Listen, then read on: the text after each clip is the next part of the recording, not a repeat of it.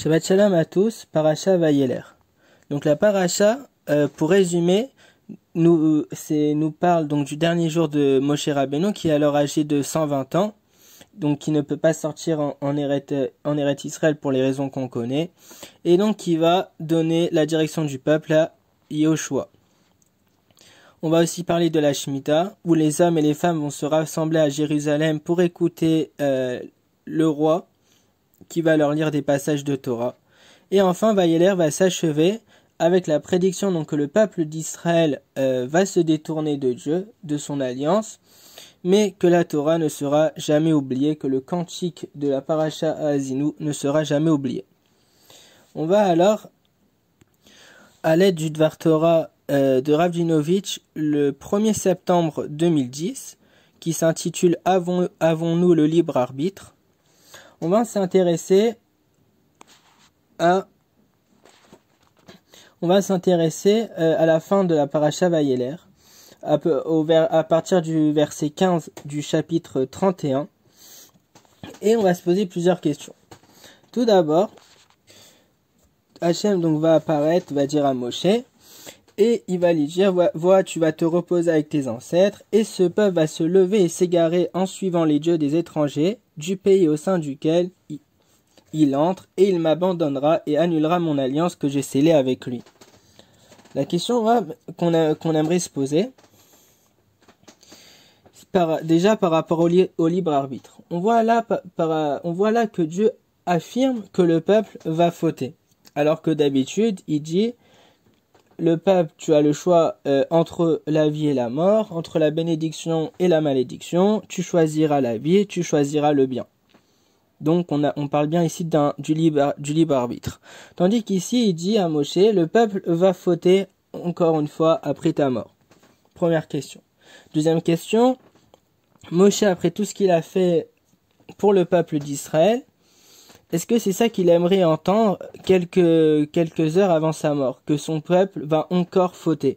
Non, et qu'est-ce qu'on aimerait? Qu'il ait des remerciements après tout ce qu'il a fait, après les avoir sortis d'Égypte, après les galères dans le désert, les 40 ans dans le désert, les querelles, etc.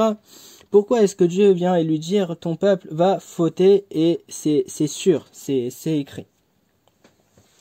Surtout que tout le monde sait que tout homme a le choix de craindre le ciel ou pas. Donc, on a une question par rapport au libre arbitre dans ce passage. Pour réfléchir cela, on va voir de la manière physique dans le monde comment le monde se passe.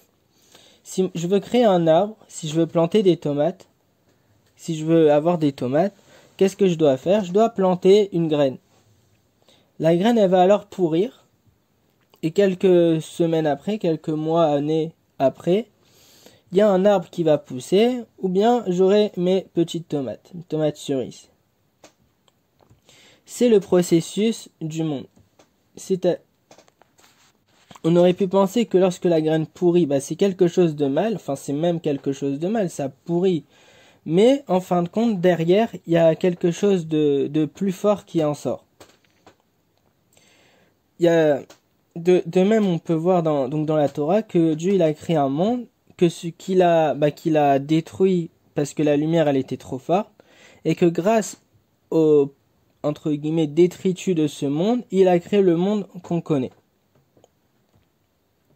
Ou bien encore une fois que le peuple juif, il vient il a été créé par l'esclavage. Et on voit qu'à chaque fois que on veut monter, qu'on monte, il y a aussi des descentes, il y a des chutes, mais que le monde est fait ainsi, et qu'on monte, on chute pour toujours remonter plus haut, comme les crypto-monnaies pour ceux qui ont investi dedans. Moshe va révéler alors ici qu'il y a deux types de fautes sur terre. Il y a les fautes collectives, et il y a les fautes individuelles. Et donc dans la faute collective que tout le monde connaît, l'une des fautes collectives c'est la faute du veau d'or. On apprend dans le Talmud dans Avodah Zara. Donc dans le Talmud de Avodah Zara, il est dit que Israël, si ça avait dépendu que de lui, il n'aurait pas fauté, il n'aurait pas fait le veau d'or. Mais en fait, il y a des forces qui sont venues et qui l'ont entre guillemets obligé à faire le veau d'or. Qu'est-ce que cela signifie? On dit que c'est pour apprendre au monde que par la réparation, par la teshuva, on peut tout réparer. Qu'est-ce que ça vient nous apprendre? C'est simple, c'est que dans un monde où le peuple juif avait écouté Dieu tout le temps, il aurait fait tout parfait, c'est sûr que Dieu, il aime le peuple juif. Par contre, au moment où il faute, on apprend d'ici que même au moment où il faute, l'alliance, elle est éternelle. Comme Moshe l'a dit il y a quelques parachas avant, lorsque Dieu n'a plus voulu du peuple, et Moshe va lui dire, mais que va penser le monde? Tu as fait une alliance avec eux. Et il a utilisé cet argument. Donc la différence entre les deux types de fautes, c'est que celles collectives, en fait, ce sont des fautes inévitables, entre guillemets, qui devaient se passer. Donc on peut appeler, entre guillemets, comme si c'était pas des fautes, vu que ça devait se passer. Tandis que les fautes individuelles, là c'est ton choix. C'est toi qui as décidé ou pas de fauter ou de pas fauter. Donc là par contre, là c'est des vraies fautes. Et ce qu'on apprend aussi du veau d'or, c'est quoi? C'est que même quand on faute, même après avoir fauté, le peuple juif est toujours là. Alors que on voit les civilisations qui ont traversé l'histoire, il y en a, on a complètement oublié leur nom, il n'existe tout simplement plus, on parle plus d'eux. Et le Rambam va nous dire que la faute, lorsqu'elle est collective, on voit ici qu'elle est nécessaire. Mais même quand la faute, donc elle est collective, entre guillemets, donc nécessaire, elle est collective, donc uniquement donc du côté de Dieu, mais l'individu a quand même fauté, vu que sa perception est individuelle. Et lorsque vous fauterez, la nuit sera toujours suivie du jour. Vous survivrez à la faute. Voilà le message de Moshe. Voilà le cadeau de Moshe. Maintenant, on va essayer d'aller plus loin, toujours donc avec le cours donc de Ravdinovitch qui s'intitule Révélation sur la guerre de la fin des temps, Gog et Magog, Vayeler 2. Donc c'est le 2 septembre 2010. On va alors s'interroger sur tout simplement le changement qu'a effectué Moshe entre ce qu'a dit Dieu à Moshe et ce que Moshe va répéter au Béné Israël. Et on va voir que c'est pas simplement une répétition, voire pas du tout. Donc Dieu va s'adresser à Moshe, verset 21, et il lui dit Ve'aya ki timsena oto, ra'ot rabot ve'tsarot ve'aneta ashira azat lefanav le'et kilo tishkar mipizaro ki yadati et yisro asher u ose hayom beterem avienu el haaret ashanishbaeti. Donc alors qu'un nombre de malheurs et de calamités s'abattront sur lui, ce cantique s'élèvera devant lui en témoignage, car la Torah ne sera pas oubliée de la bouche de sa descendance. En effet, je connais son penchant, ce qu'il fait aujourd'hui avant que je ne le fasse entrer dans le pays que j'ai juré. Comme donc on le voit le verset aussi précédent, où Dieu dit, vu que si déjà dans le désert il a fauté alors qu'il était que dans un monde un peu spirituel, a fortiori quand il va rentrer en Israël où ça ruisselle de lait et de miel, et là où ça va être matériel, a fortiori le peuple va fauter. Maintenant Moshe va dire au peuple, verset 27, Ki anochi yadachi et mereyecha vet arpecha akache hen beodeni chay imachem hayam mamrim heyechim imachem veaf ki achare mochi. Qui signifie, car je connais ton insubordination et ta nuque endurcie. Voici alors que je suis encore en vie avec vous aujourd'hui. Vous avez été rebelles contre Hachem et sans doute aussi après ma mort. On voit ici que quoi? Que Moshe fait dépendre les fautes d'Israël, donc la chute d'Israël, à sa non-présence, parce qu'il dit, vu que déjà, quand j'étais vivant, vous avez fauté, alors, a fortiori, vu que je serai plus là, vous allez aussi fauter. Tandis que Dieu, quand il a parlé à Moshe, il a dit, vu que dans le cas où vu que dans le désert où on était dans un endroit spirituel, ils ont fauté, alors a fortiori, dans un endroit matériel, ils vont aussi fauter. Donc on voit que il y a un changement et on va essayer d'expliquer cela. Et il continue donc chapitre 29 et il dit, Ki yadati achare moti ki asheret tashritun vesartem min aderer asher tziviti etrem vekarat etrem ara beacharit ayamim ki ta'asu et ara bene Hashem leache iso bemaasi yedechem.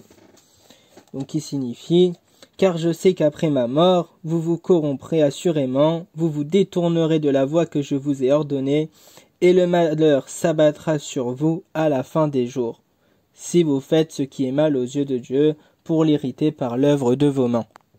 On continue à se poser la question, c'est que quoi? C'est que Dieu, on a vu juste avant, qu'il leur avait dit que vous allez vous éloigner, le peuple va s'éloigner de Dieu, et va aller faire de l'idolâtrie. Tandis qu'ici, dans ce qu'on vient de lire, qu'est-ce que Moshe dit? Car je sais donc qu'après ma mort, vous vous corromprez, et vous vous détournerez de la voie que je vous ai ordonnée. On comprend pas trop pourquoi Moshe ne répète pas ce que vient de lui dire Dieu. Pourquoi est-ce qu'il dit les voies que Moshe, j'ai ordonnées au peuple? De plus, il parle de la fin des temps. Il dit, et le malheur s'abattra sur vous à la fin des jours. Mais pendant toute l'histoire, il y a eu des malheurs. On comprend vraiment pas, quand on réfléchit, on comprend vraiment pas ce passage. Il y a Dieu qui dit à Moshe quelque chose, t'as Moshe qui dit au peuple autre chose, là, quand on regarde un peu plus, il y a vraiment aucun rapport. On va essayer de répondre à ces questions. Tout d'abord, lorsque Dieu va dire que le peuple va dire à Moshe que le peuple va se révolter, qu'il va commettre l'idolâtrie, on sait que l'idolâtrie fait référence donc à toutes les révoltes que le peuple a eu envers Dieu, qui correspond alors à tous les malheurs qu'il y a eu pendant l'histoire. Comme on a vu la deux parachiotes avant, Parashat Kitavo, avec les 98 malédictions, si tu m'écoutes pas, si tu fais pas ça, attention, etc. Là, Moshe, il va pas parler de ça ici dans ce passage, il va parler d'autre chose. Il va pas parler de ces malédictions qui tombent pendant l'histoire, dès que le peuple y faute, à tout moment. Là, Moshe parle d'autre chose. Il dit, c'est pas parce que là il dit que c'est pas parce que vous avez abandonné Dieu, mais c'est parce que vous avez abandonné mon chemin que je vous ai ordonné. Et alors là, il y a le Baal HaTurim qui va essayer qui va nous donner quelques réponses. Et donc il va aller dans le verset, quelques versets avant, verset 17, qui nous dit Vazavani ve'efer et beriti asher karati ito, ça c'était le verset 16, mais verset 17, Vechara api vo vayam haou, vazavetim vistarti fanai mehem vaya leechol umeetsauhu, raot rabot vetzarot vamar bayam haou halo, al kianela vekirbe, metsauni, et ce qui nous intéresse, araot aele. Donc qui signifie ma colère s'enflammera contre lui en ce jour, je les abandonnerai, je leur voilerai ma face, et il deviendra une proie et nombre de malheurs, et ses calamités l'assailleront. Il dira en ce jour, n'est-ce pas parce que mon Dieu n'est pas en mon sein, et les mots donc qui nous intéressent, que ces mots m'ont assailli. Et le Baal HaTurim il vient, et il nous dit quoi? Que les derniers mots donc du pasuk, haraot ha'ele, c'est la même gematria que les 4 exils. Les Arba Galouyot. Donc celui de Babylone, Perse, Grec et celui de Romains. Et bien ainsi nous dire, donc au verset 28, donc qui dit, comme on l'a vu, Ara'a be'acharit ayamim, donc les malheurs qui vont s'abattre à la fin des jours, et que si on prend les initiales, c'est-à-dire donc le He de Ara'a, le Bet de Be'acharit et le He de Ayamim, 5 plus 2 plus 5, ça fait 12. Qu'est-ce que ça signifie 12? On voit on voit quoi? Que ça a la même valeur numérique que le mot Gog, qui est aussi donc de 12. Gimel 3, Vav 6, Gimel 3, donc 6 plus 6, 12. Qu'est-ce que cela signifie? Ça signifie que Dieu vient ici révéler, et va même pas révéler, il le rappelle parce qu'il a déjà dit, les 4 exils à Moshe. Et il précise que ces 4 exils vont arriver. Moshe, lui, vient et parle d'autre chose. Il parle de ce que Bilam avait déjà mentionné, ce que Bilam avait déjà fait allusion lors des malédictions, et donc il avait fait allusion à Gog et Magog. On voit aussi dans Ézéchiel, chapitre 38, que lorsque Israël va revenir sur sa terre, le monde va tomber contre lui.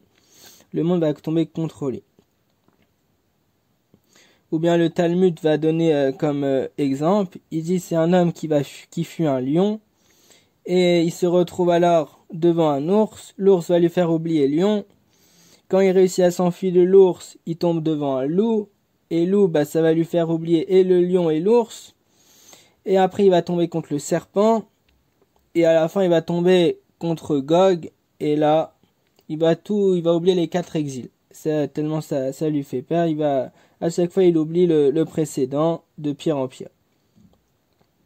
Donc là, on parle de Gog ou Magog qui va donc faire oublier les 4 exils à Israël. Et c'est ce que vient ici donc nous dévoiler Moshe.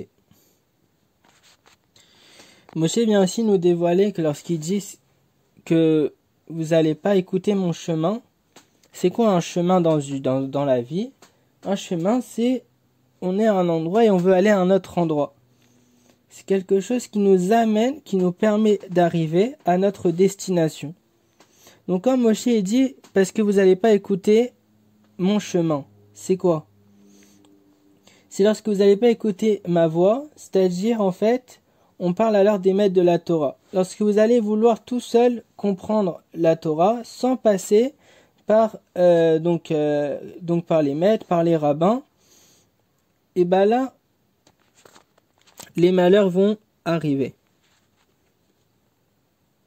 C'est ce que Moshe vient dire ici. Quand le monde va s'imaginer qu'on peut interpréter la Torah comme ça nous envie sans les maîtres, là on provoque Gog et Magog.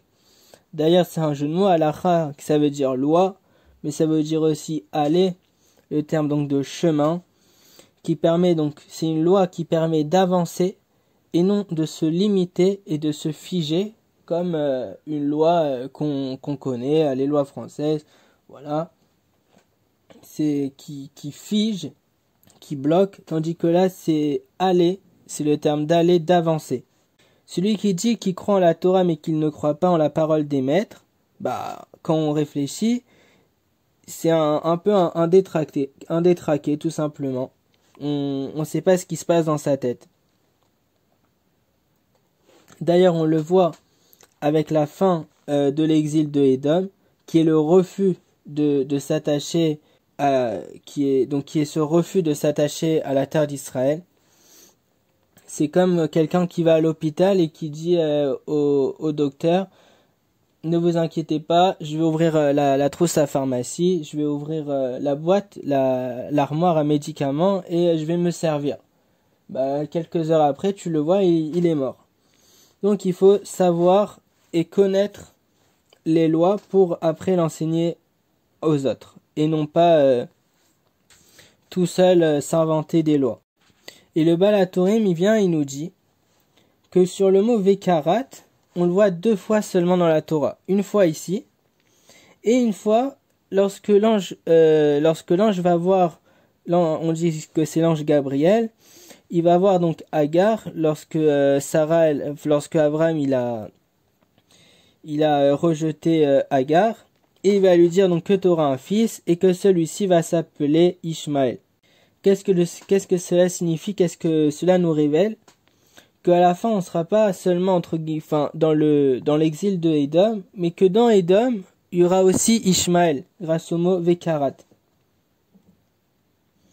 Mais après, paracha suivante, pour pas rester sur des pensées un peu négatives, paracha Azinu, on tourne la page, on change de paracha. Qu'est-ce qui se passe? On voit le cantique, on voit une promesse que tout va bien se passer et que la Torah ne sera jamais oubliée et que tout va bien finir par des chants. Donc on espère que tout va bien se finir bientôt. Shabbat shalom à tous.